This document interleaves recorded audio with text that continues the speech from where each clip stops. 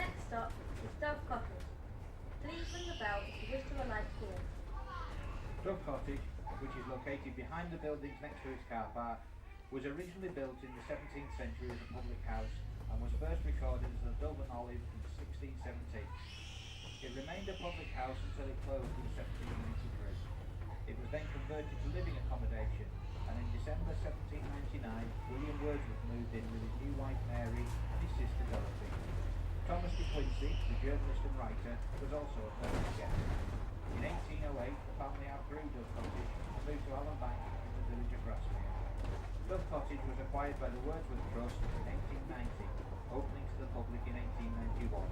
In recent years, a large and modern but old-looking building was added to house the collections of the Wordsworth Trust.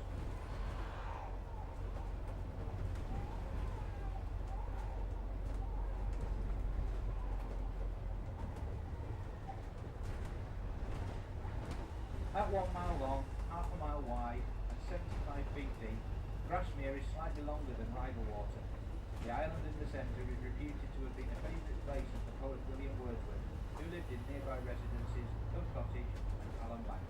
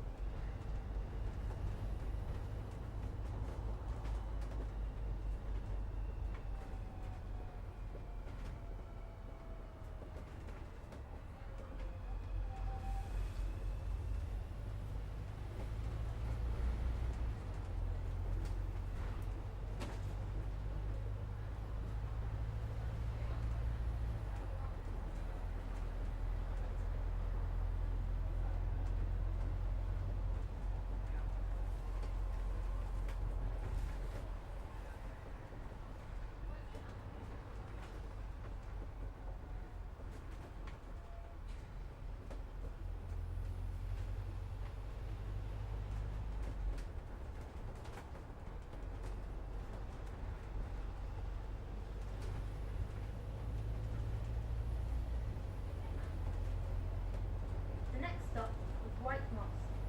Please ring the bell if you wish to alight here.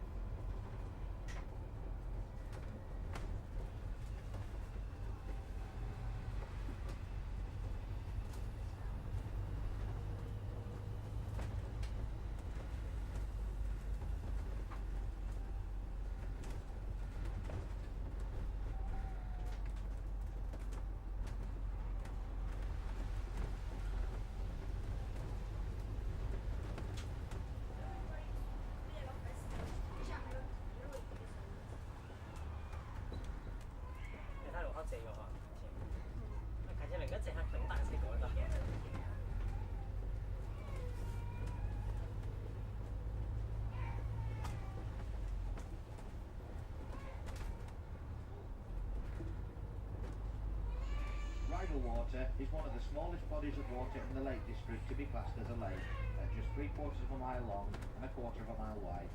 It is also shallow with a maximum depth of 50 feet. Behind the lake is Loughridge Terrace, a popular and easy walking area that also contained Rydal Cay, a large man-made cavern in the hillside, the remnants of a slave quarry.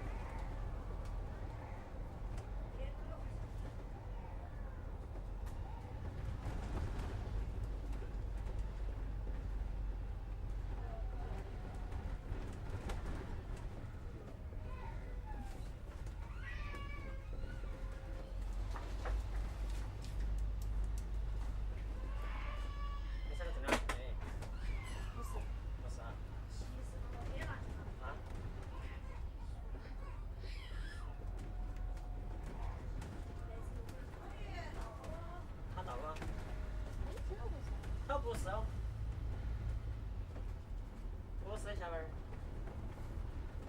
The next stop is Rydal. What's that, right? Please ring the bell if you wish to alight here. We are now entering Rydal, most famous for Rydal Mount, Alrighty. the poet William Wordsworth's residence until his death in 1850.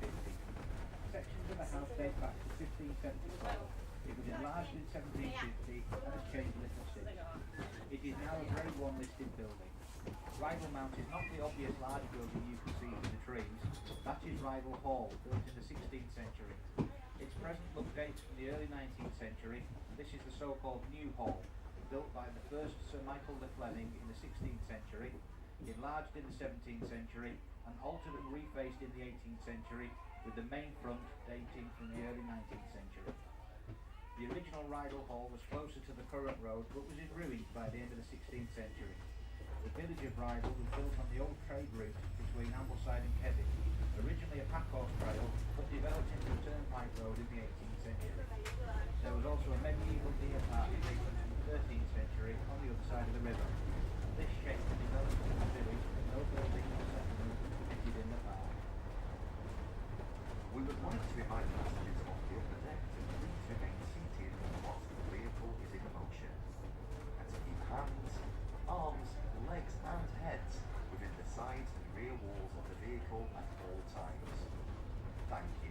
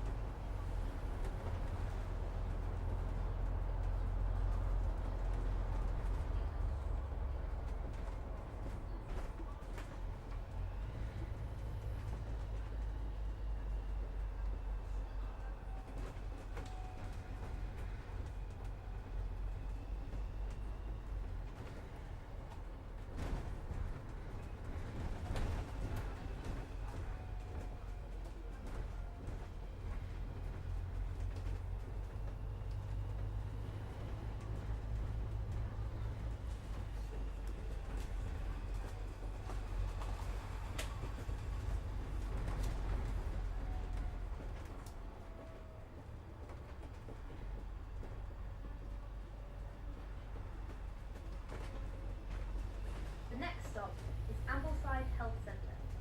Please ring the bell if you wish to alight here.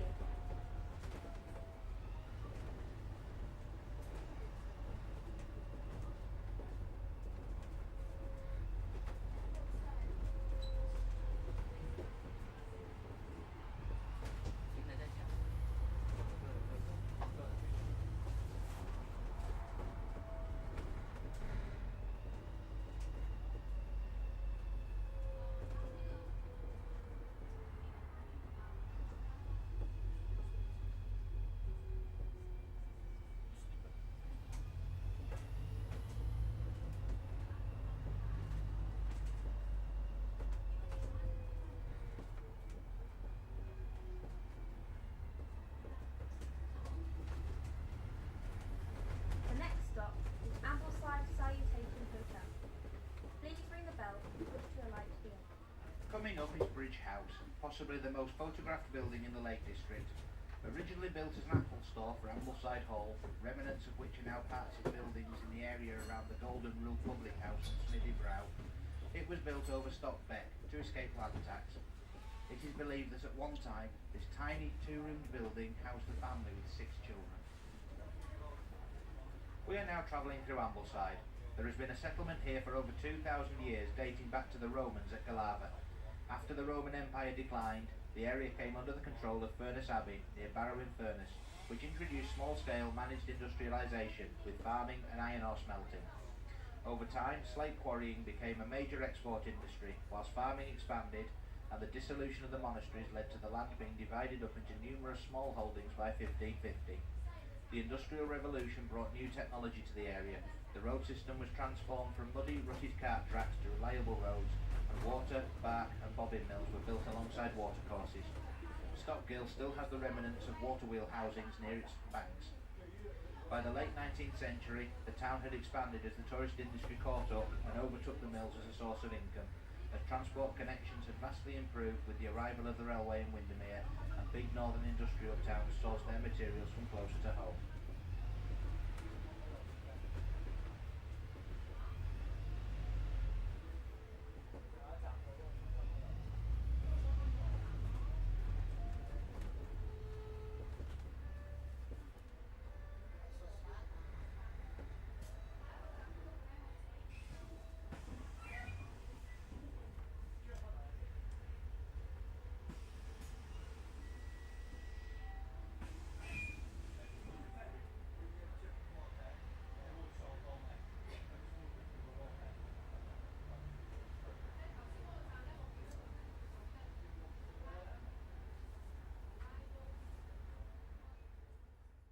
If you would like to keep up to date with the videos I post on YouTube, please feel free to subscribe. You can also follow me on Facebook and Twitter for further updates. Thanks for watching and take care.